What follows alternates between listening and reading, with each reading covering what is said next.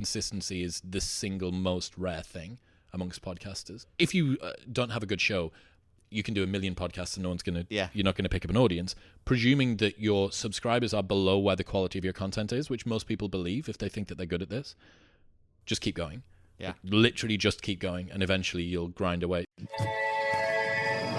All right, what's up, everybody? This is Other Life. I am Justin Murphy. I just wanted to let you know that I write a free newsletter to thousands of people every week. It's where I publish my best work, I share events that you can come to, and much more.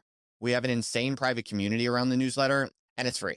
Go check it out. Just go to otherlife.co. That's otherlife.co. When you subscribe, I'm going to send you a folder of PDFs that contain all of my personal highlights from a bunch of my favorite books that I've read over the years. So you'll get a million insights after just a few minutes of browsing these PDFs, really. They're really special to me, and I just figured I'd share them with you all. So that's otherlife.co, otherlife.co. My point is, you realize just how specialized some of the optimization on YouTube and those kinds of channels has become now. It's the specialists have got specialities, right? You know, right. It's like you're not just a surgeon; you're a surgeon that works on. You're a pediatrician surgeon, or you're whatever. I see. So these companies will basically do like custom dashboards, custom statistics, even kind Precisely. of trying to. These are the buckets of content that we've found are the most for you. I mean, dude, they were saying. They'd broken down, your audience is mostly male, but the women that watch your content are watching for longer, way longer than the men are. What does this mean? I'm like, oh my God. And you have someone doing this for you? Just now, I've got one bro who owed me a big favor. He got one of the members of his team to do a full pull of everything. So I've got this call tomorrow, which I'm super excited for. I was like, oh my God, you know that the women are watching for long. I mean, it would be in there if you were to filter stuff down by, this is like talking to somebody that does Facebook ads and going, oh, wow. So you can see that people in New Zealand click through more than people in Australia. Like, yeah, obviously, mate. But for those of us that don't know it, you actually realize there's tons of data sitting below the surface of your understanding, your newbie understanding. So how would you change your strategy based on an insight like that with women watching longer? But I mean, that's the point, right? This is the criticism that people have. That. Maybe, but the criticism that people have of wearables like Whoop or an Apple Watch is you have all of this data. How do you actually change your daily routine based on it? Yeah. So it's very much, that's the question to ask. It's like, look, all of this sounds great. How does this change my strategy? So in initially growing your channel to the place where it is now, I think you have around 300,000 subscribers, which is, very good. Did you think a lot about these types of strategic and tactical concerns? Did you optimize a lot, or when did you start taking that stuff seriously? Yeah, so we're about to hit 400 this week. So sorry, I don't sandbagged you. undersell me. Don't undersell me, man. Yeah, so I realized at the start of the pandemic that I wanted to kind of turn pro with the show. And part of that meant covering all of the different bases. So turning pro is a concept from Stephen Pressfield's The War of Art. And it's just taking things seriously, right? And it's kind of uncool to take stuff seriously. Everybody likes the person that sort of rocks up and lackadaisically just sort of meanders their way through stuff. That's why Rogan's show is so successful, because it feels very conversational. It's super casual, naturalistic. But behind that, the team that's behind that's booking, he does his own guest booking, but still, like, the selection of the guests is very, very specifically done. And most of the people that are very successful on YouTube, I'm sure you'll have seen that Mr. Beast segment on Rogan where he said that him and his friends deconstructed YouTube videos for an entire summer and learned everything. I realized if I want to compete on YouTube, I need to kind of understand the platform. So there's a course called 30 Days to a Better YouTube Channel by video creators. And it's $180 or something, and it just gives you a really nice ground basics foundation understanding of how it works. So I did that, and I was like, oh, well, all right, I have a good understanding of thumbnail design, titling, what works, what doesn't, what people spend their time on that really doesn't make any difference. Tags, they literally don't make any difference. Okay. Optimizing for stuff like comments are very, very slim in terms of that. What does search volume mean? What does it mean when you have a title? What's the optimal title length? It turns out that the average number of characters in a title of the top video on any suggested feed is 43, or it was the year that this data was pulled from. Okay. So 43, go for 43 if you can. But is there a lot of variance around that, or is that actually a really... Didn't say that. Well, that would matter, right? Like, is that actually a really high leverage thing to hit, that 43 number? Does that really matter, you think? Or I would say it's probably a good thing to work toward, because over about 60, it truncates. Oh, yeah. Right. And it goes to ... off the end. So certainly trying to avoid doing that is probably a good place to start. But then you get one layer deep and you go, well, maybe you can even use that as an open loop to get people to click because they want to see what the end of the sentence is. Right. So there's like layers within layers with it. But yeah, I spent a good bit of time working on it. And I have a theory that unless you get gifted the superstardom by some other huge channel, or you're coming in with an existing audience from maybe a different platform, you need to play the game very well, right? You know, you look at someone like Lex Friedman, who maybe doesn't optimize thumbnails and titling and stuff in the same way that other YouTubers would do, but he also got to go on Rogan 8 times in 3 years, right? And is a super genius, right, in certain areas. So he didn't need to play the game quite so much. So what you're saying is, unless you have access to some kind of powerful growth factor that's kind of exogenous, then you have to get really serious about things like titles and thumbnails. It is the YouTube game. It's the currency. Right. Yeah. And so how do you think about the relationship between YouTube and the podcast feed? Because you were mentioning some interesting ideas to me before we started recording. So Modern Wisdom is a YouTube channel. It's also a podcast, right? Correct. Same title. Yep. And so how do you think about growing both of those at the same time? How are you allocating effort across the two? What matters the most? What maybe doesn't matter? Yeah, so I guess it depends on what your goals are. My goals with the channel are to get me to the stage where I can have sufficient capital and sufficient income to get a team that can outsource a lot of the things that I don't want to do. And we're not quite there yet. Sure. I know that growing the audio is the quickest route toward me achieving that, because your CPM in terms of advertisers on audio is way, way higher than it is on YouTube. So what you're saying is having the attention on a podcast feed is worth more than having the attention on YouTube. I would see one play or one subscriber on audio as being worth around about 100 on YouTube. So that's the level of attention that I try and put across. Now, that being said, that doesn't mean that you can't be good at YouTube, and there's a lot more to optimize with YouTube. You don't have a thumbnail on audio. Your titles don't matter as much on audio. You've got push notifications and people tune in to listen on their way to work.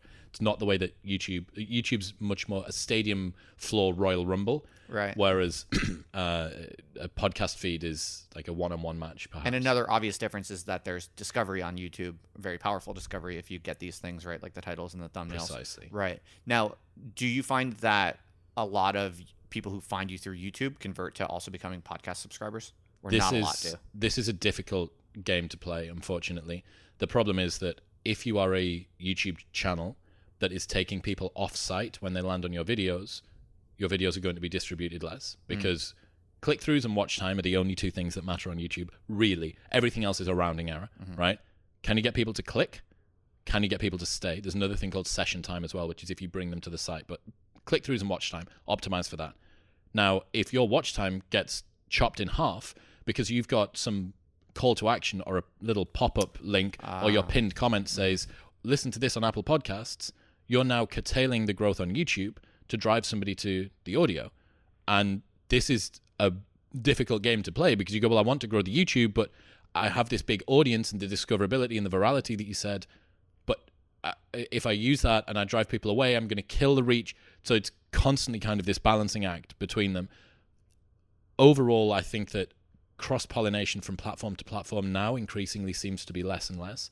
You have people that are specialists in TikTok, in Instagram, not even in just Instagram anymore. You have people that are specialists in Instagram Reels or in Instagram carousels or in like wisdom content or in lifestyle content or whatever. So each platform is now breaking out. Loads and loads of people have got huge platforms on one that can't convert it across to another. That being said, big email list, big podcast, or big YouTube channel, I think is higher up the tree than the others. I think you can convert a YouTube audience across to Instagram, TikTok, and Twitter more effectively than you can do the reverse, for instance. Right. Like, in other words, you're not going to grow your YouTube channel by pulling in people massive Instagram from an Instagram. Right. Yeah. Interesting. Okay. So how do you then manage that this tension or this trade-off Like how often on your videos are you telling people there's a podcast, trying to get them to go subscribe to the podcast? Not at all, basically. Basically not. No. So you're kind of suggesting an attitude where within each platform, you just focus on making the best content for that platform and growing on that platform. Correct. And that's it. And you just kind of accept you're not going to be cross-pollinating. There might be some accidentally, but you're not trying to do that at all. Yeah, that might be a bit of a cope for me, or I might be lowballing it, but that's the working idea that I've got at the moment. In terms of growing audio, it's difficult, man. I mean, you've said it before, there's no discoverability, there's no virality. Getting featured on Apple's new and noteworthy page is really difficult. Spotify basically doesn't have a trending page so much anymore, and if it does, why is someone going to click on the logo and the name of your show? Right. It's brute force, really. It's consistent. I always use this stat. 90% of podcasts don't make it past episode 3, and of the 90% that do, 90% don't make it past episode 20.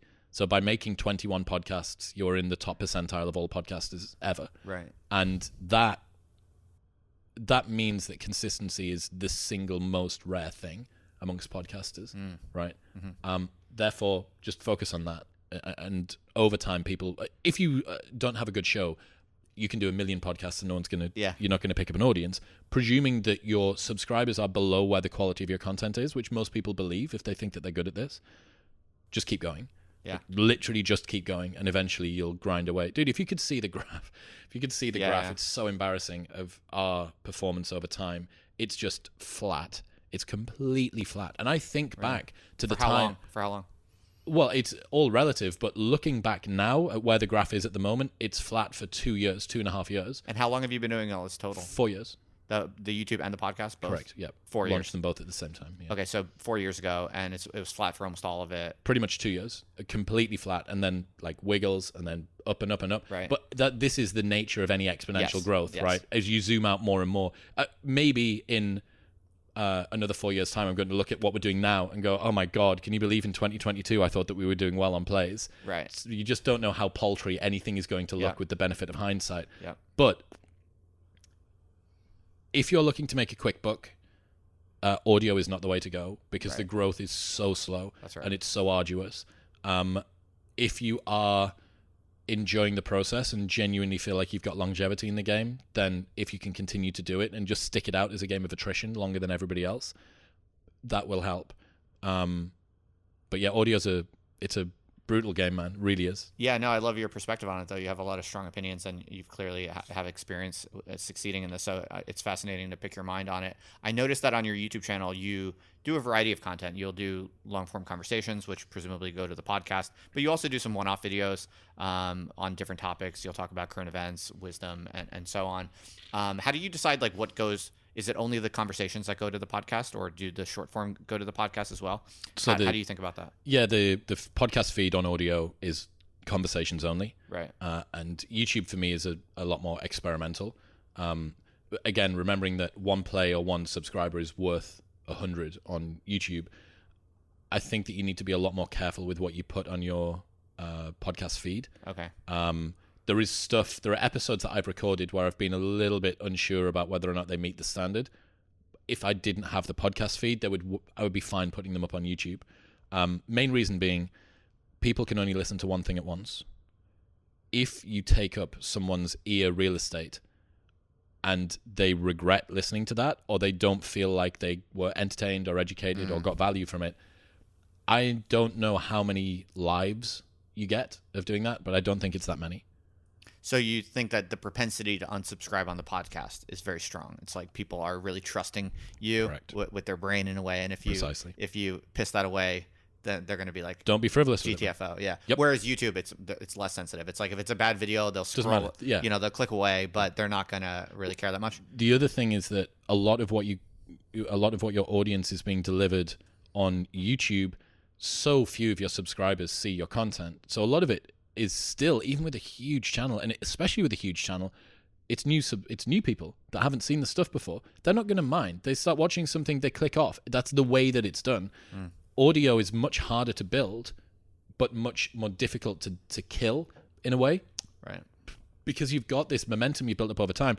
But if someone's subscribed and they've listened a lot, they're going to feel a lot more intimate with you. Like the way that a podcast works, you're basically like a a god walking around in someone's ears, right? Speaking to them as they go about their day, picking up their kids or training in the gym or doing the dishes. You need to treat that relationship with requisite respect. The quality of the audio needs to be not as beautiful perhaps as this is, but it needs to be nice. People will not put up with bad audio. They'll put up with bad video, but they won't put up with bad audio.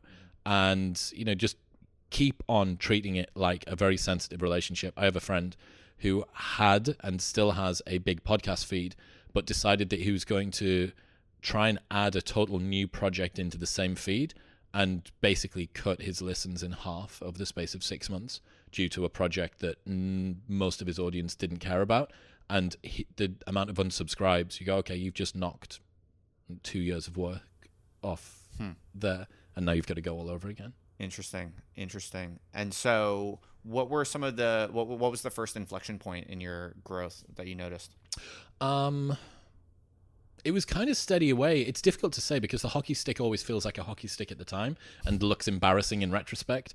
Jordan Peterson episode 1, which we did at the start of 2021, was good. That really gave us a nice big kick. But before that, James Clear, Ryan Holiday, Robert Greene, all of these people had been ticking up. But yeah, Peterson was a big one. Last year we had some other really big episodes. Douglas Murray has done great for me. But you just don't know what's going to drive the plays. Sure. But clearly, I guess famous people have something to do with it. Well, think about what, especially on audio, if I don't know who you are and I don't know your feed, right, why am I going to listen to something that you've got to say? Mm-hmm. Two main reasons that I can see. One is you're bringing somebody that I already am a fan of to your show, so I'm going to listen to your show to get access to them. Mm-hmm. The other reason might be that you are saying something that I can't get anywhere else. You're talking about a topic or a niche or coming at it from an angle with a type of expertise, which is difficult for me to get somewhere else. I don't have a whole ton of expertise in any one particular area, so my growth strategy had to be getting names that would bring people in. And what you do is when you are on the come up, you need to ride on other people's coattails. And after a little bit of time, you can then start to bring in unknown names that you champion, underground heroes and interesting people. But you can't do that in the beginning. If you think that's a growth strategy, it's ask yourself why someone is going to listen to an unknown show with an unknown guest. Right. What's the reason for them doing that? Right. There simply isn't one. Sure. Maybe we could talk about this because something you're clearly very good at. You've secured a lot of famous guests, and you've done very well doing so. It's something that I don't find particularly natural, and I think probably a lot of people have hangups when it comes to this.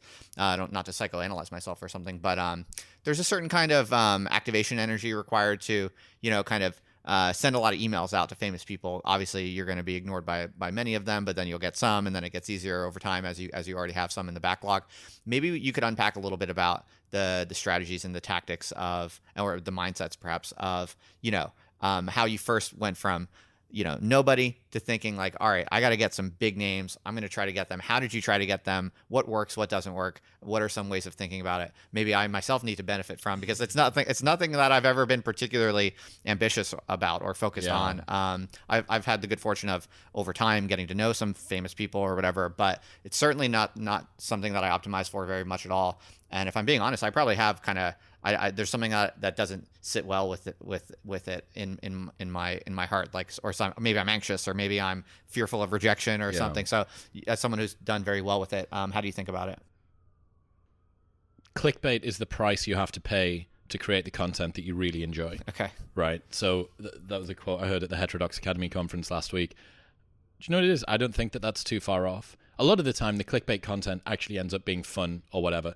But you bring people on the show that may not be slap bang in the middle of your wheelhouse of who you'd love to speak to, but you know that they're going to bring a lot of plays in. So you have to remember that this is part of the growth strategy. Thankfully for me, I've all of the people I speak to, I'm interested in. It happens to be that the ones I'm interested in and the people that bring big plays in align pretty nicely. You will be able to look in your past to find people that owe you favors, and those people will probably know people that you could do with getting on your show. So you ask for a warm intro? Correct. From a friend. That's a great way to begin. Yeah. You say, hey, can you email me and Jordan Peterson, say hi, say why he should be interested, say a brief, nice word, and then that has a high success rate? For sure. Think about how many cold emails someone like a Jocko or a Huberman Right. or a Goggins or whatever will have to try and come on someone's show. So you need to know that, I mean, you can send a cold email, but it is a very, very low success chance. Talking about the mindset, rejection just isn't, it's not a thing. You haven't got them now, so pitching them to come on your show is only a profit opportunity. You can lose nothing. Precisely. Yeah. Yeah. And it's an email. Other things in terms of principles, really, really respect people's time. So it needs to be, the email needs to be readable within 15 seconds. Short and sweet. Yeah, as short and sweet as possible. Hi, I want to bring you on my show. This is why you should consider it. This is what we talk about. Let me know. Like, that will... I remember thinking back about the original pitch emails that I used to use 4 years ago. Like, it was so long and wordy, and there would be like a breakdown of all of the different things that I wanted to talk about and blah, blah. Like, it's... especially if you're pitching to somebody that's way above your value as a podcaster or as a YouTuber or whatever, it's going to be an impulse decision anyway. It's not going to be a thought out decision, because if they thought it out, they'd say no. So it needs to be the sort of thing that actually optimizes for impulse. Look, I'd love to do this. I'm a big fan of your work, blah, blah, blah. If you've got some nice stats around... we're currently in the top 50 of the society and culture charts on Apple Podcasts. You know, that's a great place to throw it in. Now, over time, you actually end up having stats that sound as impressive as they need to be, that catch people's eyes, or you begin to accumulate a back catalogue of guests that also makes people go, oh, bloody hell, Jordan Peterson and Robert Greene and James And do you do that? Do you name drop past big guests? Absolutely, I name drop. You're damn right I do. That and the numbers. So you can go, oh, we did 10 million plays last month and 400 or 500 episodes and 100 New York Times best-selling guests. But if you're small, you just kind of avoid those small Precisely. numbers. But the advantage you have when you're small, especially on audio, is that no one can see your plays. Yeah. No one knows. Right. You could be doing 3 plays a week and nobody knows. In fact, the reason I use 3 is because the month of March 2018 was 3. We did 3 plays. And that was 4 weeks or something after we'd launched. And I'll always remember that was the lowest week of plays that we ever did. But no one knows. Whereas on YouTube, people can see. Like, it's all out in the open. You can't really hide that. And most of yours have been remote? And they still are mostly remote? Yeah. 500 episodes, and I would guess that less than 100, definitely maybe less than 50 have been in person. Okay. And now that you're here in Austin, are you looking to have a studio, build out the IRL in-person thing, or that's just not your MO? I would consider it longer term. I want to do it. If I'm going to do it, I want to make it a little bit different. We were discussing before we started about some of the ways that I think there's kind of holes in the podcast production world at the moment, and I'd quite like to fill some of those. For the time being, we're really performing well with the virtual ones. Again, this is another advantage for small creators. A nice Logitech C220 webcam and a Yeti microphone is the whole setup, and maybe a couple of LED lights. The whole setup can be less than $250. Sure, and it's really quite decent. And it is better than almost everybody, right, on the internet. And you can put that up and you go, well, that's going to count for a lot.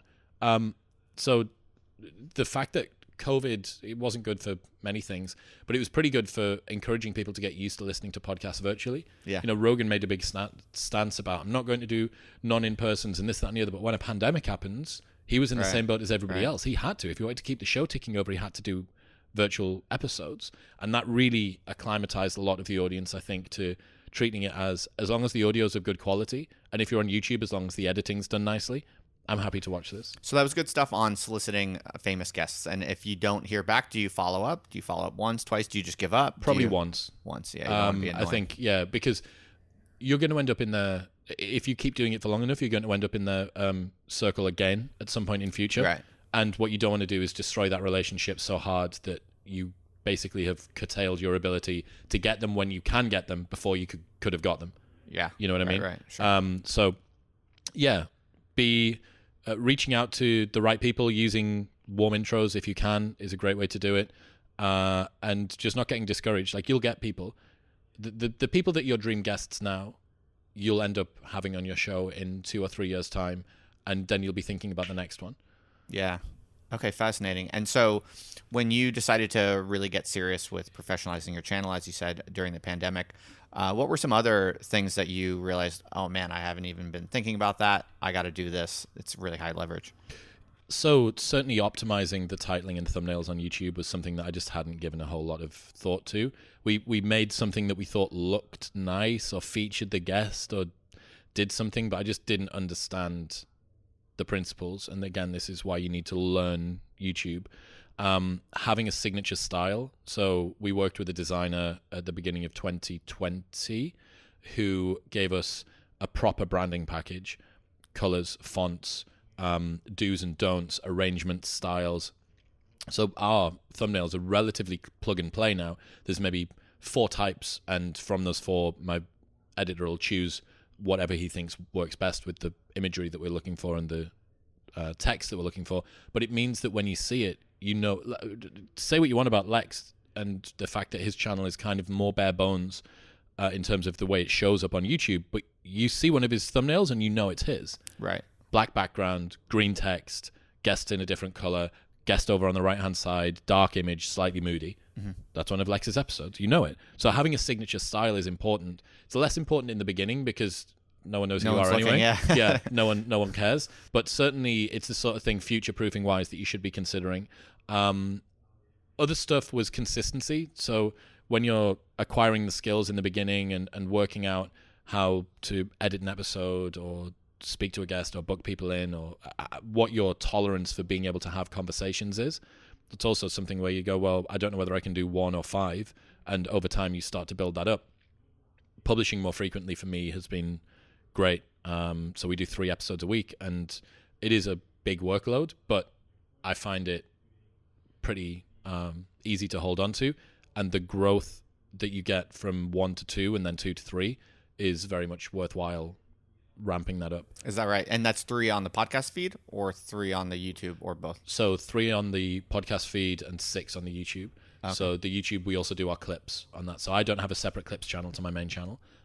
Everything goes off there. So Monday, Thursday, Saturday is an episode. Podcast feed has nothing else. Then Thursday, Wednesday, Friday on the YouTube is a clip. And that drives to the main full lengths. I see. So is this not counting some of the more one-off things that you do on YouTube? That would take up a clip spot. I see. That would take one of the 3 Tuesday, Wednesday, Fridays. Okay. And so I guess you have this kind of schedule, this release schedule, Yes. and then each week you're like, here's what's going to fill it. Here's what's going to fill Precisely. it. And So you just hold yourself to accountable to delivering those slots, whatever you come up with. 100%. Interesting. Okay. And how far ahead are you planning generally? In terms of guests, I'm booked out. So we're at the middle of June now, and I'm booked out until August. Okay. And Do you have a booker or? It's me. It's you. So so tell me about your team. Tell me about what are you doing and who else is helping, and maybe think about how you build that team over time. Like what was the first hire, what was the second hire, and how you think about what should be outsourced when. It's not very sexy, sadly, because it's very difficult to find somebody that knows your show as well as you. When it comes to titling and thumbnails specifically, that is such a unique art form, and it is the single highest leverage thing that you can do when it comes to growing the channel on YouTube. So that's still me. So the brief for the thumbnail, the design's done by my video editor, but that's still me. So I do basically more. However, first person that I got when I started the show was a video editor, and I said, dude, we're going 50-50 down the middle on AdSense. Everything that we make from YouTube is half you and half me. And he made $50 in the first year and probably about £1,000 in the second year, but then so far in 2022 has made like way more than his full-time job did for the back end of last year. Nice. And you're still on 50-50 with him? Correct. Cool. Yeah. There's no written agreement. There's no nothing. I mean, again, this is a guy that I had an existing relationship with for 7 or 8 years. He was a very good friend. We knew each other. We trusted each other implicitly.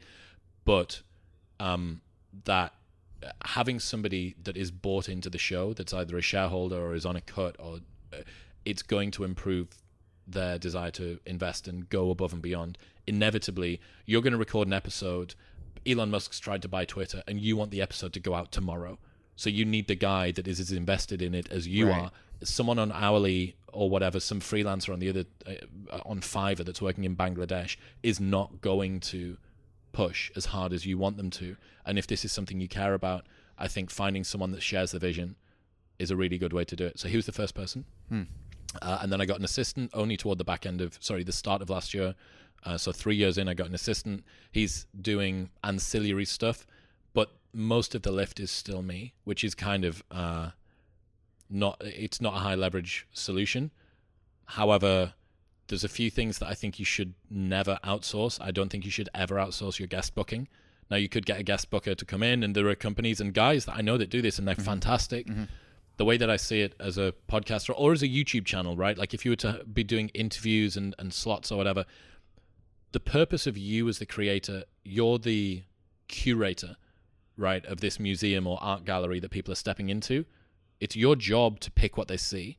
Now, yeah, also you get to guide the conversation or whatever, but if you've got some guest booker that's like, oh yeah, they're a self-development channel, and over the last 3 months, you've been getting a little bit more icky around self-development and actually finding yourself moving toward fitness or Web3 or relationships or whatever, they're not as agile and they're not as tapped in. And also, you need to care about the people that you're bringing on. You need to genuinely be interested. It's way easier to ignore a booker who's like a third party, right? It's like you don't feel any obligation to respond, or you don't feel any kind of interpersonal,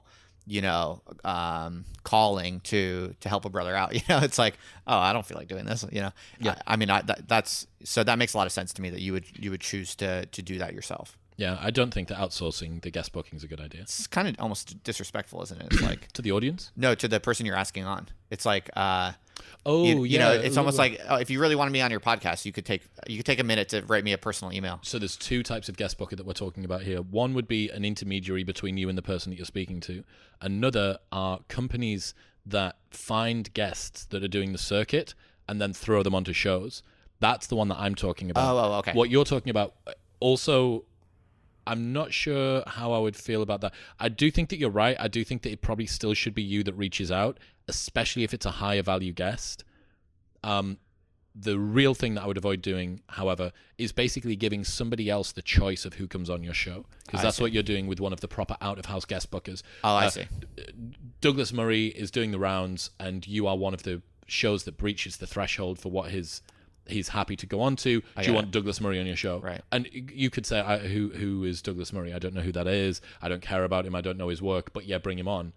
This becomes a very sterile environment to try and have an interesting conversation in. I understand the different model of third-party booking that you're talking about. Right. So, okay, interesting. Yeah, that makes a lot of sense to me. And so who else? So you just have the video editor? Editor, social media guy, and assistant. So how does social media mix into your overall strategy? What is the idea? Are you posting clips to social media? How do you think about that? Is that important, not important, or what? So it's really not given much priority, which is why it's outsourced. I did social media for a long time, was doing like the whole influencer thing, accumulated an okay amount of a following on there. On which channels? On pretty much everything. So Instagram's at 150K, Twitter's at maybe 60K, something like that. So it's like an appreciable following. Sure. But I just don't care that much about it, which is why somebody else does it. Now, the content that goes out, I get to veto. So it's all content that I do originally, right, and then that gets repurposed. They're just making clips from the content that you're doing. Or on Twitter, there'll be threads or quotes or whatever that come from an episode or from something that I've said or something a guest said or something that I've done on a newsletter.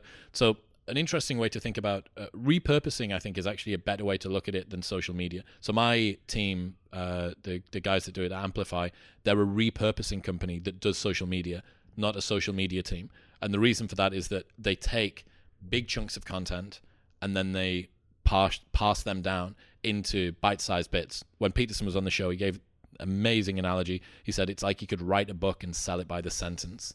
And that's what it is. If you're a podcaster that's doing a weekly episode, that's an hour a week. If it's 2, it's maybe 2 to 2.5 hours. 3, it's up to 4 hours a week.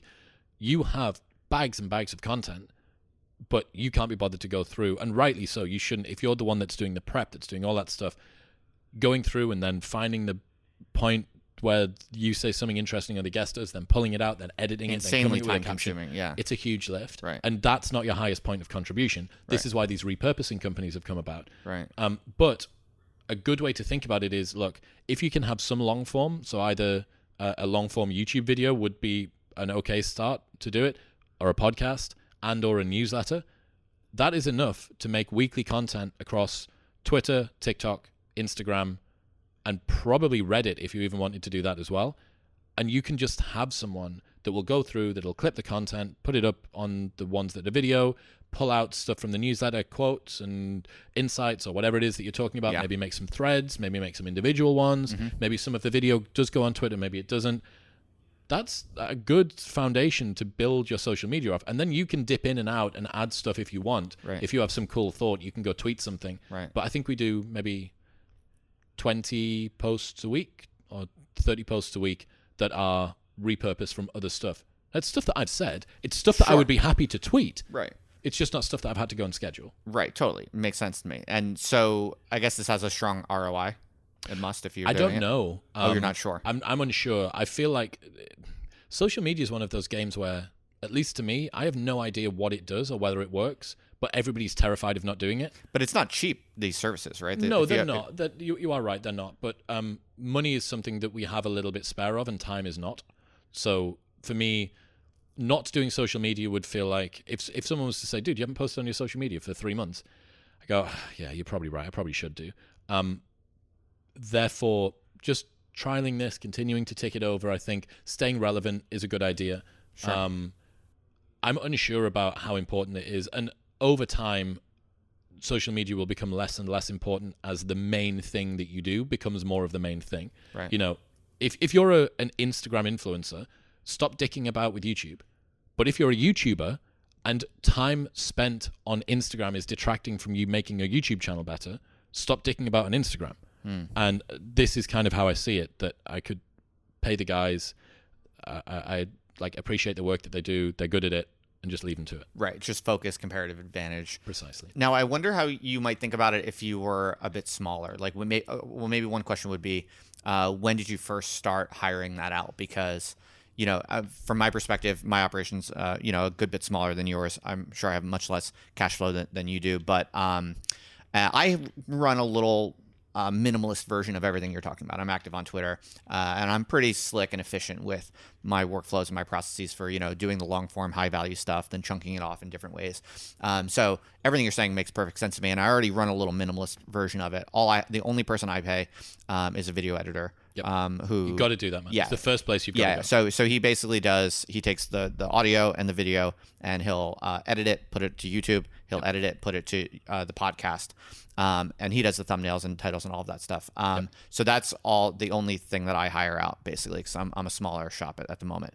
But I think a lot about, you know, what are the next steps? Like, what is the next thing I should actually spend real money on? And yeah, the repurposing seems like it's a high leverage thing because the content's already there. That's the whole point of scaling media. It's like once you make good stuff, it should be relatively cheap and easy to put it out into all different ways, right? But it's really time consuming. So these are the kinds of things I think about. I'm sure many smaller channels, smaller podcasts, smaller YouTubes are like listening to this right now and thinking like, oh, is this for me? When will this be rational for me? Because some of the quotes I've seen for the companies and services that do this, it's like not cheap. So I think you'd be talking about for the bottom end for someone to do it would be a couple of grand a month, right? Up to, if you get toward the real big boys, like $4,000 to $5,000 a month, right? To do this. Now that would be, you know, one post a day across every social media, right? Which is a lot of content. But if no one cares about the stuff that you're putting out, it's a lot of money. Totally. No one really cares about it. Totally. So yeah, I think you've done it right by getting the video editor first. It's just such a specialist task that would require a lot of skill acquisition to be able to do. I would be tempted, if I was you, I would be tempted to get a YouTube thumbnail and title optimizer next. I actually think that would be the next place that I would go, because the highest point of leverage that you've got is going to be your discoverability and the attractiveness of your YouTube thumbnails. Now, in an ideal world, you would have your editor be the person that also is able to do that, because that's going to remove another degree of conversation. So I would either increase pay or increase share, and then buy a bunch of courses, throw it at them, and say, look, go and learn this stuff. He's gonna like this episode when he's editing. He's gonna. I think I'm gonna do what you said. I think I'll just offer him 50% of the AdSense, which is not much, but it gives him more stake. In 4 years' time, man, he could be making a hell of a bunch of money. So yeah, I think that is a really good place to look. Like, Yeah. improve your thumbnails, improve your titles. Well, he's a smart guy. I think he could just get better at it. And Yeah. if I incentivize him to especially do if it, you've got someone that's actually, capable and growth-minded. Right. Yeah, the social media thing is an interesting one. Not that I'm disenchanted with it, but just it's not the highest point of leverage. The highest point of leverage is who's coming on your show, how good are they? What's your skill set like as an interviewer? What's your preparation like for the people that you speak with? Like, those are the real things that actually matter about the quality of your content. Then on top of that, what is the shop front looking like in terms of quality of recording, quality of video, thumbnails, titling, upload schedule, like those stuff. Everything else outside of that is kind of just a rounding error on top of the things that you do. I could not tweet for a year, and it wouldn't surprise me if it made less than 5% of a difference to the show. But if I started to back off any one of those things, it's going to make a massive difference. Right. Fascinating. Yeah. Okay. And so what do you see as next for you? Tell us about your larger long-term ambitions. Like, are you here to take over the world? Do you want to make a massive media brand? Are you more modest about it? How do you think about what are you ultimately trying to do, would you say? Good question. I don't really know, to be honest, man. I'm an avatar. I'll fly the flag for the people that don't have a long-term plan. Okay. It's not the way that Sure. I really work. I'm very good at doing whatever's in front of me, but those, like, what do you want written on your obituary things kind of always made me feel uncomfortable because I'm like, I don't really know. That being said, I love having the conversations that I do. The show is, I've never felt so competent and passionate about doing anything before. So for me to just do more of it is great. The schedule at the moment is a little bit punishing because of how much I have on myself. All the ad reads are done by me. All the thumbnails and titlings done by me. All of the clips are done by me, including the titling and thumbnails for those as well. A ton of the advertiser relationships are still with me because they're high-value advertisers and they built them with me.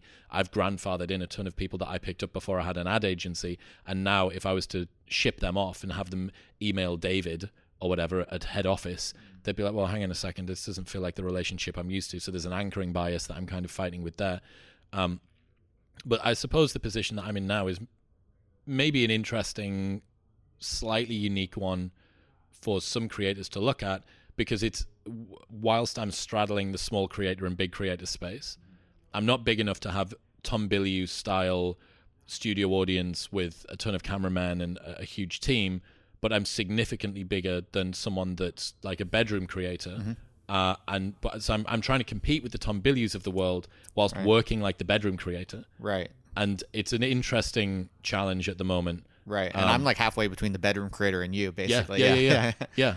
And this is why I think it's important for me to keep on having conversations like this, because I want to remember what the challenges are like that I'm having now. Right. Ali Abdaal's got this great insight where he says you don't want to teach people that are 10 steps behind you. You want to teach people that are 3 steps behind you. And the reason for that is that when you're 10 steps ahead, you can't remember the challenges that you faced 10 steps ago. Right.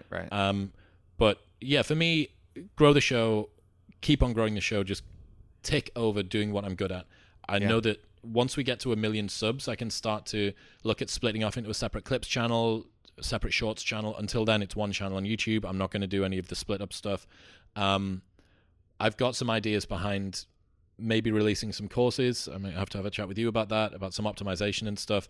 There's a lot of latent leverage in there. I've done 500 episodes and I've asked the audience to subscribe, basically, or buy some Athletic Greens or something. So I've never really asked the audience for anything, which kind of seems a bit dumb in the age of Jack Butcher and the like build once, sell twice type leveragey mindset.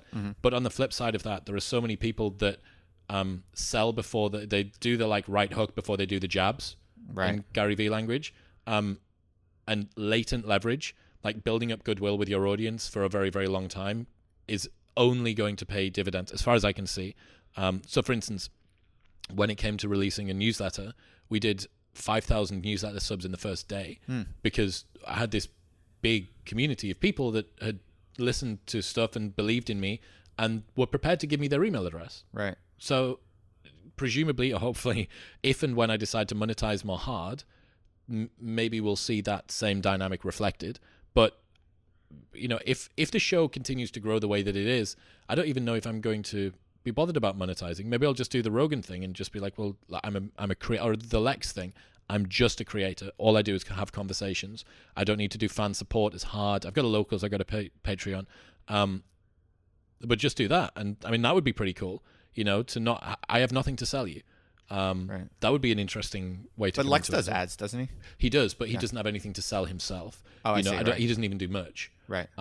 Rogan, the same. Most people have got some sort of fan support, like Andrew Schultz. He's got his Patreon. Tim Dillon's got merch and Patreon. Chris D'Elia's got merch and Patreon. Right. Ali Abdal's got courses. So like people piece these different things together. Sure. In different ways, but. Just keep growing the show, keep on getting access to interesting, cool people. Try and establish like a real signature style. I think once you've played by the rules, you can start to sort of fuck about with them and break them a little bit more, which is cool. But the best thing that I've found after a while is that you can start to actually shape the direction of the cultural conversation a little bit. Obviously, only within a tiny portion of your niche, but you can take some unknown psychotherapist from buttfuck nowhere in the middle of America that is an unbelievable communicator and has some great ideas, and you can be the springboard for them to go and speak to people, and you can improve the audience, and you can create a platform for that person.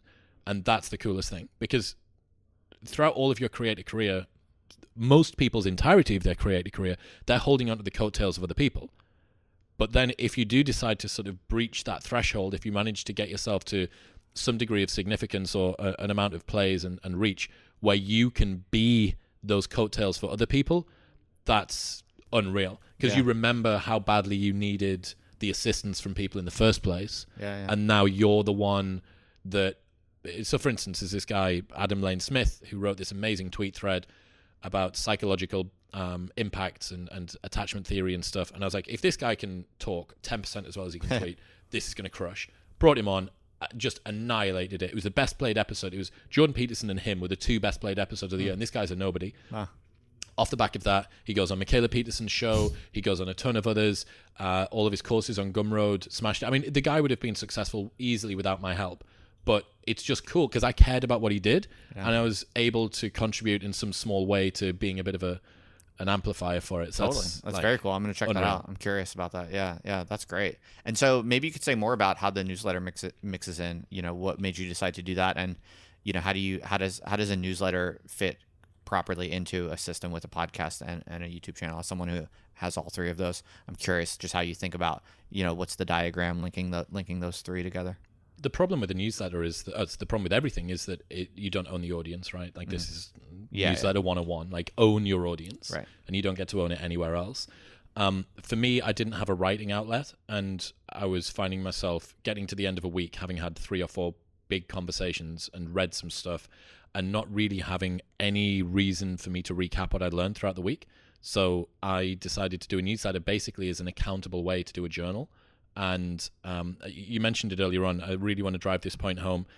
By having a cadence to the publishing of your content, it keeps you accountable to yourself and to everybody else. Because you're accountable to the audience, you are accountable to yourself. And without the fact that the audience is breathing down my neck, and I know that if I've been traveling or whatever, I don't actually usually ever leave the episodes anywhere near until they're about to be published. They're usually done at least a week in advance. But with the newsletter, less so. I know that on a Monday morning at 7:30 a.m. British time, people are expecting an email from me. So if it's a Sunday and I've just got back from traveling or whatever, I need to write the newsletter without the pressure of the eyes on me. And people probably wouldn't even care, or maybe even might not even notice. But in my head, they do. And that's a big deal. And that is a great motivator, especially if you find yourself as somebody that gets the willpower sapped by doing a lot of things, as every small creator does. The HR, marketing, accounting, you're everyone. The external accountability of the audience can feel like a burden sometimes, but you have to remember that it's the buttress that's keeping you upright as well. Like, it's the reason that you're working as hard as you are. And self-motivation is, anyone that's tried to do meditation or journaling or whatever knows that it's pretty difficult. But if your audience was watching you meditate or something and was doing it with you, this is why co-working spaces are such a big deal, right? Or those Zoom groups where people log on and do power sessions together. Yep. The newsletter, I like. I don't use it really to drive a massive amount of plays to anything. I use it more for notifications and for soft stuff. So this Andrew Huberman and Jocko Willink episode that I've got coming up, I said, this is happening. You can get excited about it. It's not doing anything. I do tie it in with some of the advertisers. So if we do special sales, or if I want to give the advertisers that I really care about and that I work with and that I use myself, I have the opportunity to give them some extra exposure through that, which obviously means that I can bump up the advertising rates for them because the performance is better. It's another channel. The conversions that you get from newsletters are unbelievable in comparison with pretty much anything else, except for maybe SMS. And it's, for me, the reason that I like doing it is because it's another direct form of communication with the audience, and it allows me to kind of wrap up my thinking throughout the week. There's not really massively a strategic element to it, apart from the fact that I know that it'll future-proof me for when I need it. It's like one of those things. The best time to start trading was 5 years ago. The second best time is now. That the best time to start a newsletter was 5 years ago, and the second best time is now. Right. You can't lose by building one up. Yeah, I mean, if you create a newsletter process where it takes you 5 hours to write each week, that's probably a bad idea, because it's going to be so arduous and willpower sapping. But I'm exactly the sort of person that would have struggled to write a newsletter, I think, and we're now 102 newsletters deep. Never missed one. Always enjoy writing it. Look forward to it every single week. Takes 90 minutes, and now we're at 30-something thousand subs with a 50% open rate. Yeah, nice. Which is great. Yeah, totally. And if I need to do something, if I want to launch a course or a new YouTube, or my YouTube channel gets taken down, right, because someone hacks me, like I at least have something that's a backup, or that some new social media platform comes up, and I really, really want everybody to follow me on there because it's going to be the next big thing. Right. Like you've got that's the hub right in the middle. Totally. So yeah, you're not really trying to drive traffic from email to the podcast or to the YouTube. Not massively. Yeah. I've been considering more and more about whether or not I'm missing out on that because the click-throughs are so high. I certainly wouldn't be bothered about driving from newsletter to YouTube, because I think the plays are worth so little, and the discoverability that you've got on YouTube is going to make such a huge difference. I do continue to use the newsletter to drive reviews, especially on Apple Podcasts, and now Spotify's got reviews, and plays to certain episodes, very rarely. But the reviews thing and subs is always in the newsletter, because again, 100 to 1 in terms of my view of value audio to right, so you will push people from the newsletter to the podcast because those subscribers are rarely to individual episodes, but just to don't forget that you should be subscribed. Right. Or when it's my birthday, for instance, every time it's my birthday, I say, if you want to get me a present, give me 5 stars, and that's in the newsletter. Yeah. So reviews really do matter. I heard that those were overrated. Not sure. It's just do it. Like, not going to hurt. Right. Definitely helps, I think, when you invite people on and they do a little, like if they look to see like, oh, what's this podcast about? Having some reviews definitely, I think, can help. It's maybe not a linear effect, but if you have more than like a very low floor, that can be worth doing. I think, sure. And the other thing as well to consider with Spotify, have got it right because it's done globally and it's one set of reviews. Apple Podcasts, it's per territory.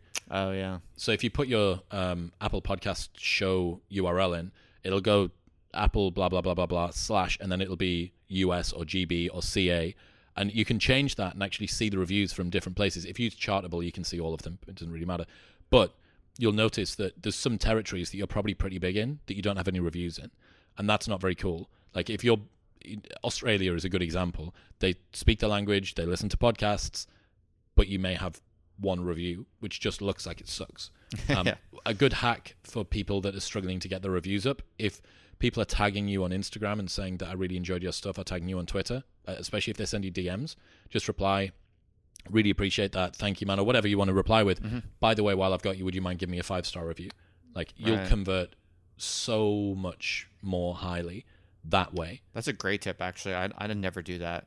And I could probably, since I'm not huge, that would actually move the needle if I actually just ask people. Yeah. And you'll tick over at 3, 5, 10 reviews a week or something. Yeah. Make sure that you've got the link. Here's another thing actually that you can do.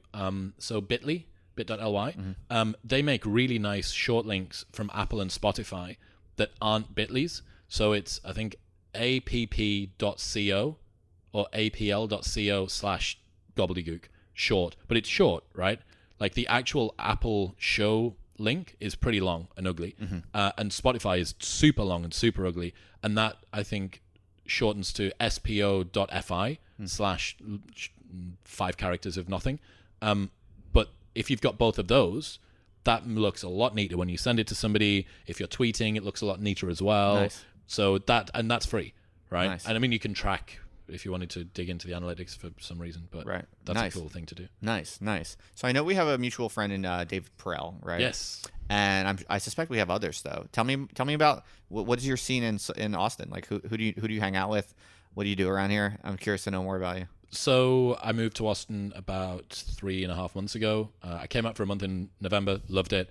Wasn't as hot as it is now, but still really enjoyed the fact that it's super social. Hanging about with Zach Talander, who is a weightlifting YouTuber. A lot of people will probably be subscribed to him. Sky King, who does podcast ads. He does Logan Paul's podcast ads. He's got a great company called Modern Stoa. Then David was already a good buddy. He'd been on the show a ton. I've met a lot of interesting people through him. I went to Scott Alexander's Astral Codex 10 meetup, where there was a lot of neurodivergent people. Yeah. And based in Austin, and Max and Jared and the guys that do that are amazing. I mean, anyone that's just thinking of if you're interested in ideas, I've never been anywhere with such high quality conversations as Austin. Like the hit rate on good, interesting chat is just, it's second to none, in my opinion. Nice. Yeah, no, I obviously agree. I'm enjoying myself tremendously here. And yeah, where do you hang out? Where do you go? Are you a bar guy? Are you a nightlife guy? So I ran nightclubs for 15 years. That was my job, right? So I was the guy stood on the front door in a tight pair of jeans and with a clipboard, and then I was the guy telling the guys with clipboards and tight jeans what to do. And okay. So late night stuff really for me is just, I don't know. It must be like being a porn star that's like, spent the entire day at work and then gets home and their partner's like, oh, do you want to have a quickie? And you go, no, not for me. A lot of daytime and afternoon sort of nature, coffees, out in beer gardens, cosmic coffee type stuff. Huge fan of sauna cold plunge. So Kuya or Squatch, both places that I like to go to. Training, so Archetype Boxing, Atomic Athlete is fantastic. Squatch is also great. Lift ATX is the best atmosphere in a gym that I've ever found, and I've been to hundreds of gyms around the world. Indoor, outdoor place with AstroTurf and huge Mexican guys covered in tattoos and Slipknot playing or like gangster rap. That's out in the east? Yeah, it's in the east side. That's near where I live. I see it. Dude, I think Squatch is awesome. So good. Yeah. Like Lift, and it's $40 a month. Yeah. For an unlimited membership, and the kit's great and the atmosphere is fantastic. So I go there on a Saturday, training at Gold South Central at the moment. What else do I like? So a lot of the Tex-Mex, Gueros, Fresas. Been to Three Forks with David a lot because he's fancy and he likes to eat in nice places. But yeah, man, I've spent most of my time south. I haven't really gone up to the Domain pretty much at all, maybe twice. North of Austin is kind of like, I don't know, north of the wall or something. I don't really know what's up there very much. I'm moving now, so I've been in the same Airbnb for 100 and something days, and I'm moving finally into a house this week. So I'm excited to kind of have a space that doesn't feel like I'm living on borrowed time. Because you do all your recording from the house, is that Correct. right? Yeah. Nice. And I guess all your team, it's remote. Like you're not doing things face to face with. That would be one interesting thing actually that people should probably look at getting. Dropbox Premium. So the Dropbox Pro is just absolutely necessary. If you are struggling with the pace of your internet before paying to upgrade your internet, just try hardwiring yourself in.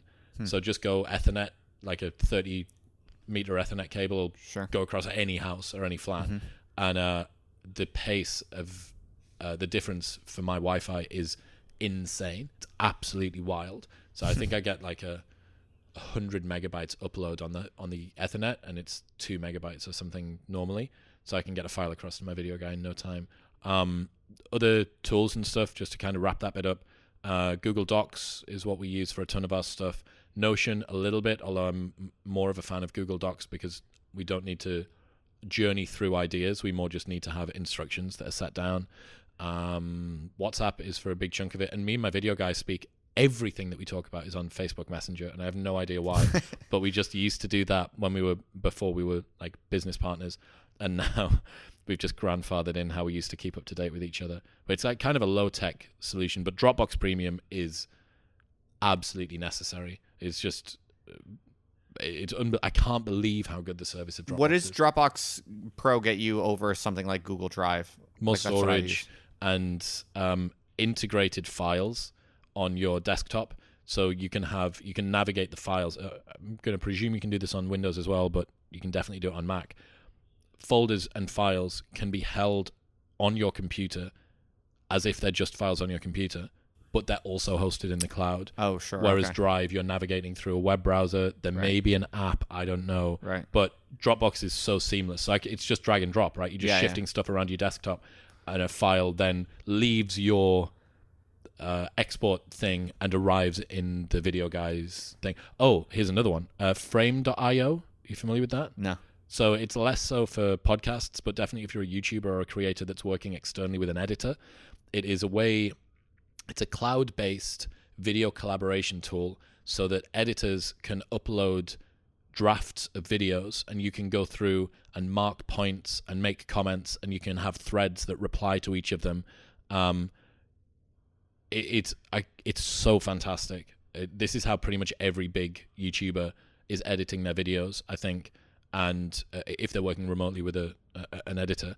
And it works with Premiere Pro and all of the like After Effects and all of the other big editing suites, and it's integrated in that. So they press one button, it appears online, you put your notes in, and then when they go back onto their program in the next morning or whatever, and you've put your edits in, the edits sit there in the program. It's fantastic. Nice. So like if you need to do more quick cut stuff, especially for down the pipe YouTubes, Frame.io, very good. I'd be remiss not to ask you how you think about Web3. Obviously, you have a growing, successful stack, if you will, on the Web 2 creator platforms. But you're a smart guy. I'm sure you're always looking ahead. We were talking a little bit before in the office here about Urbit and various things that we're seeing in Web 3. How do you think about this? Are you taking any types of measures to kind of future-proof yourself, or make early investments as a creator? I mean, in Web3 rails, crypto rails. Do you expect this to come very soon and it's going to be important for creators?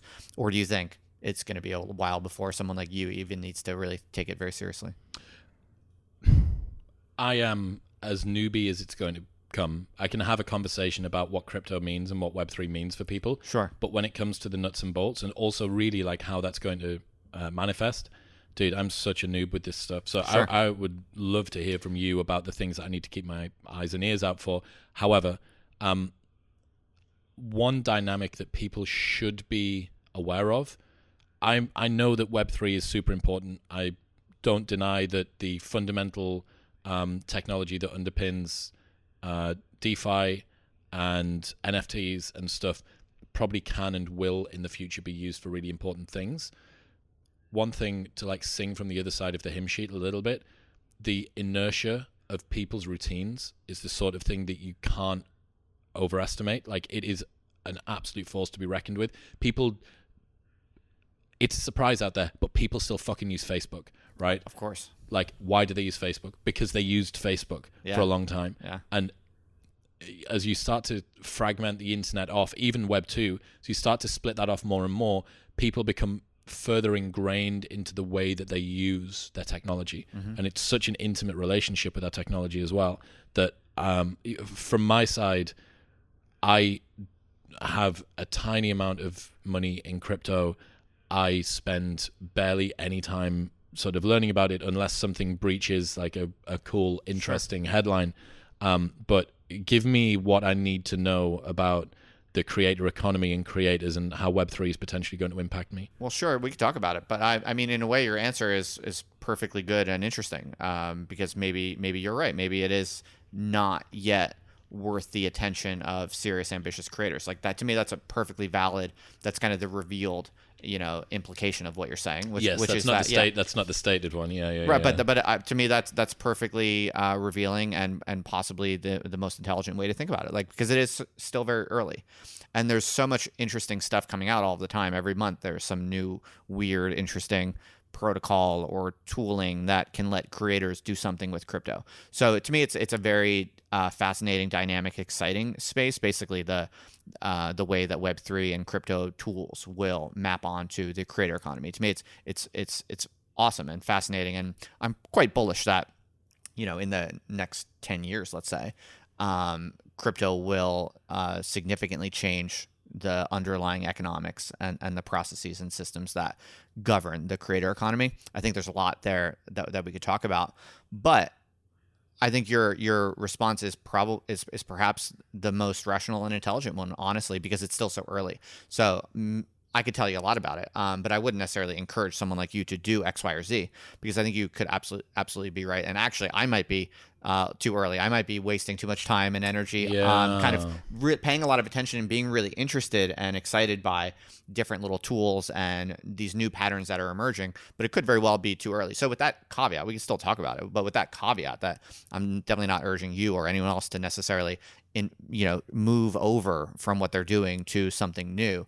To me, probably the single most exciting aspect and important aspect that I'm convinced will fundamentally change the creator economy is just the simple idea of audiences essentially owning the brands that they invest so much of their attention and energy and love and passion into. To me, this is inevitable, and just because, well, for many reasons. One is just that it's just so much better for all parties involved, basically. And it's like pouring gasoline on an audience or a community growth vector, basically, for the obvious reason that, if I'm watching Modern Wisdom all the time and I love it, and I'm writing comments on the YouTube channels, and I'm contributing to the newsletter comments or the Discord that you have, and I'm telling all my friends about it, right, because I love it, in a way I really am creating value for the larger brand. I actually am a contributor. And there's a clear gradient, I think, in the history of modern capitalism where capital and information both want to become more and more efficient. They want to more and more over time reflect actual value creation. Value accrual should over time increasingly reflect where value is being created and being contributed. There's always friction involved. There's always inefficiencies involved that prevent value creation and value accrual from being perfect. But to me, there's a clear gradient in modern capitalism where every passing decade, that gets a little bit more efficient and a little bit more aligned. And crypto, to me, represents one of the most momentous inflection points in that, precisely because this is where one of the biggest, I think, inefficiencies, or frankly, kind of forms of unfairness in a way. It's like today we all now are starting to feel like, oh, I create a lot of value for Facebook just by being on it, or I create a lot of value for YouTube or Twitter just by being on it. That's starting to become more understood and felt and appreciated, and people are starting to actually feel, oh, I'm being exploited by Facebook, I'm being exploited by Twitter or whatever. I think the next wave of that is audience members, people who are big fans of creators, starting to feel almost entitled, and I think rightfully so, as the technology allows it and makes it more and more feasible and cheap and efficient to actually share the upside of the brand. I think we will reach a point where the creators and the media brands that use crypto rails to actually give audience an economic stake in the larger brand that they are in fact contributing to, the brands and the media entities that do that are going to zoom way above and beyond, way faster than all of the other media brands that try not to do that. Just because people are going to be like, oh, this is awesome, I can actually get paid. They're genuinely incentivized. Yeah, the incentives are just so much better aligned that I think that's going to, when the tooling is there to make that normal and efficient for all parties, it's going to be such a form of gasoline for growth that I think it'll be a kind of evolutionary game theory story where, like, you'll have to do that to survive. Or else you're going to be outcompeted. Exactly, and so that to me, just for all of those reasons, is one specific claim in how Web3 changes the creator economy that I'm increasingly convinced of that in particular. There may be a few others, but that would be one that I would talk about. One thing that I've been thinking to do with that, I've heard that proposition previously. Can you imagine how cool it would be if you were a show and let's say you've got a Jordan Peterson coming on, and you would be able to sell an NFT in advance of a section of the Jordan Peterson interview, and you would, let's say that you would need to sell it 2 weeks before the episode went out, and then it gets sold, and you say the person that buys this NFT, not only do they get exclusive access to this portion of the episode, so no one else on the planet is going to hear it, but you get to ask the question that I ask Jordan Peterson. So you get your own non-fungible owned version of that, and you can go and do what you want with it. So do you want to make a YouTube video of this audio in the background?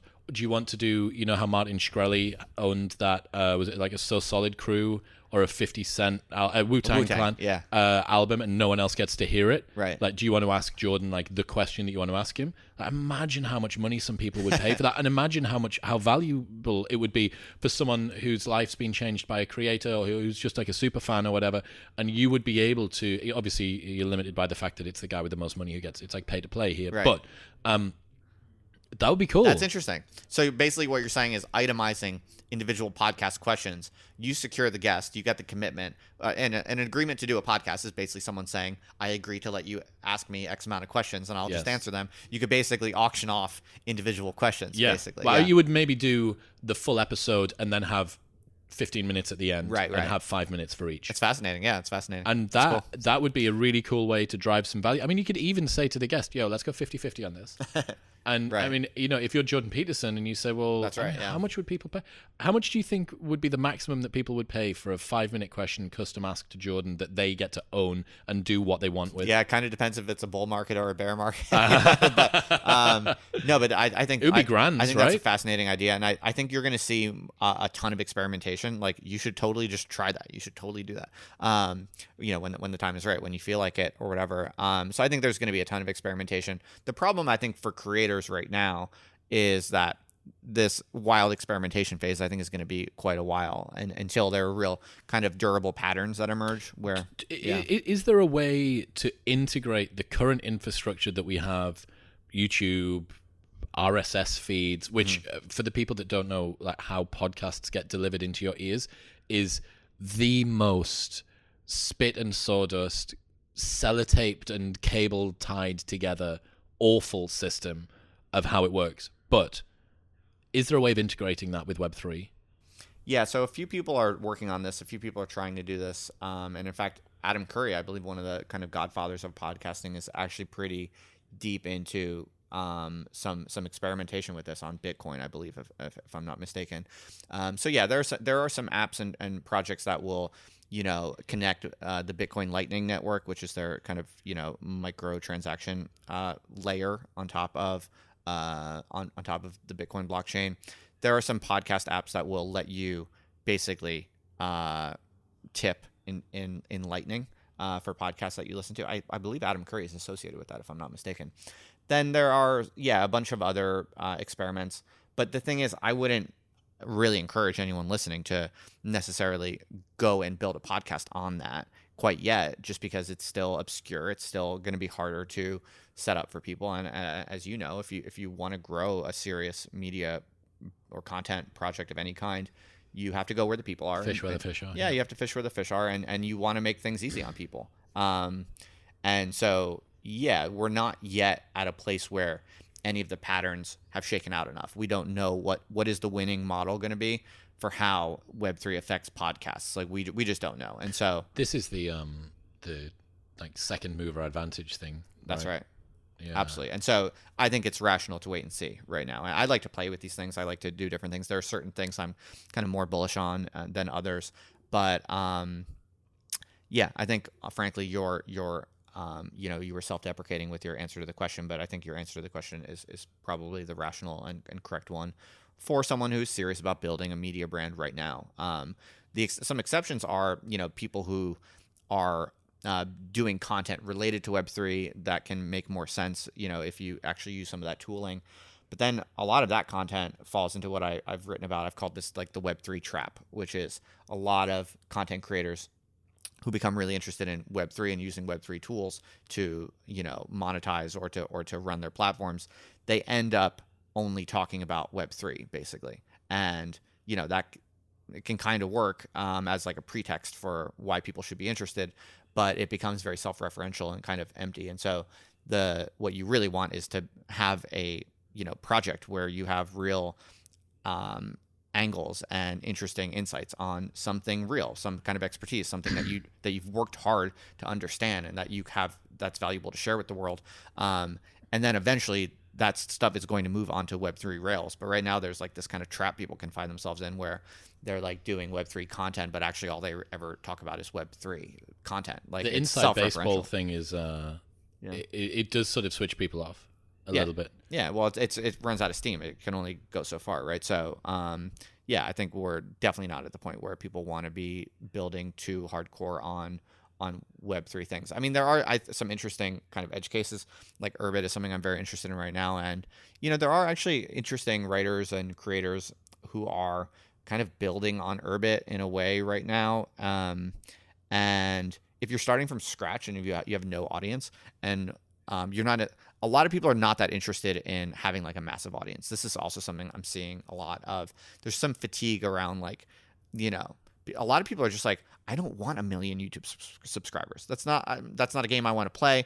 But I do want to, have an invigorating, active intellectual life, right? I do want to be reading a lot. I want to be writing a lot. And I want to be sharing my ideas with a non-trivial audience, with some community of other people who are smart, who I respect. A large number of people want that. And so in a way, they're creators and they want to be creators, but there's something very different than trying to build a media brand, right? And I think people sleep on this. I think this is underestimated or underappreciated. In a way, the YouTube culture and the podcast culture and these kind of creator economy domains have almost overshadowed the fact that there is actually like a much larger space of meaningful intellectual life that people want the internet to build. Don't forget that is the platforms making you play their game. Yeah. Right?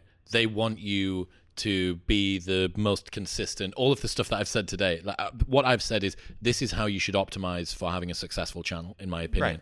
Not for how you can indulge your cottage industry passion of right. Warhammer from the 1990s or right. something, right? Exactly. And that is a really, really good point. I also think that there's a big divide here. There's multiple divides as we've fractured society into its little atomized individual groups. But Web 2 to Web 3 is a divide, and millennials to Gen Z is a big divide. Mm-hmm. And I think that you're seeing with Gen Z, very different attitudes around dating, around gender, around sexuality, around relationships with parents, around goals that they want. And also within the goals, I think a big chunk of that will be people just trying to recapture a sense of like, I just want to have a conversation with my friends. I actually do not care about the success of this project. That's right. And they genuinely mean it. It's not a cope. It's not an inner citadel that they're retreating to. They actually mean, I just want to. And you see this with frictionless apps like Stereo did this, Megaphone are doing this a little bit. You put a phone in the middle of the room, you press the record button, everybody talks around a table, you finish recording, and then it uploads it, and it's distributed to your platforms. The frictionlessness of that is evidently not meant for power users. Mm-hmm. Obviously meant for people that just want to That's right. make a thing. And I think the size of that economy is bigger than a lot of people think. I would agree. And it's often extremely smart people, right? So it's like there exist in the world writers or potential writers who have the raw IQ and they have the erudition and they have the ability and the discipline to bring into the world an extraordinary body of work. And they also don't particularly care about building a 1 million subscriber YouTube channel, and they don't particularly care about having 100,000 newsletter subscribers. They don't care about those games, but they do care about doing the work, and they have what it takes to do tremendous work. I think that's like a really interesting, unexploited kind of social layer. I don't know whether you can exploit it. Well, that's what I mean. Yeah, it's like unexploitable. But when I say unexploited, all I mean is there's social value there, there's intellectual value, there's cultural value that currently is latent and not platforms are not in enabling it. Platforms are not finding a way to mobilize and empower those types of people. And so that is somewhere where I'm a little bit more bullish on Web3 in the shorter term, because I'm starting to see that platforms like networks and protocols like Urbit are creating these weird underground spaces where that type of person actually is migrating and wanting to really genuinely create meaningful culture. And right now that's very badly monetized. It's severely under monetized, because right now people do that on like Facebook and they don't get paid anything for it, or they do it on Twitter, they don't get paid anything for it. So to me, that is more short-term bullish for Web3, because I do think you're going to find protocols and systems that actually incentivize that type of work, and allow people to work hard writing and sharing great ideas and having these insanely powerful, intelligent communities. And monetization will occur in some kind of interesting, creative way. I think it's going to take some time to crack the code of how exactly that should be structured. But I do think you're going to see that, and I think you're much more likely to see that on Web3. I think there are going to be pockets that emerge like that are going to kind of melt people's faces off when you realize like you're going to have these like group chats basically of a few dozen people that are going to be worth like millions of dollars. The group chat is going to have a market cap of like multi-million dollars, and it's going to come out of the blue, and no one's going to understand. Wild. So that kind of thing, I think, is from the content creator perspective, if you are a thinker or a writer, that's something that I think you can look to in Web3 in the more immediate term. But if you do want to build a big media brand, I think it's not going to be relevant. It'll gradually become more relevant, but I would never advise someone like you to significantly change what you're doing necessarily. So yeah. This was an absolute masterclass, Chris. I really appreciate your time, and I'm grateful to you for being so generous with your time. A lot of knowledge here on growing a podcast, growing a YouTube, and it's great just to learn more about kind of your positioning in the Austin scene, who and what you've been up to. Maybe I'll have to come find you at Lyft ATX. Maybe we'll do a video series where we'll turn my dad bod into a super jacked alpha male.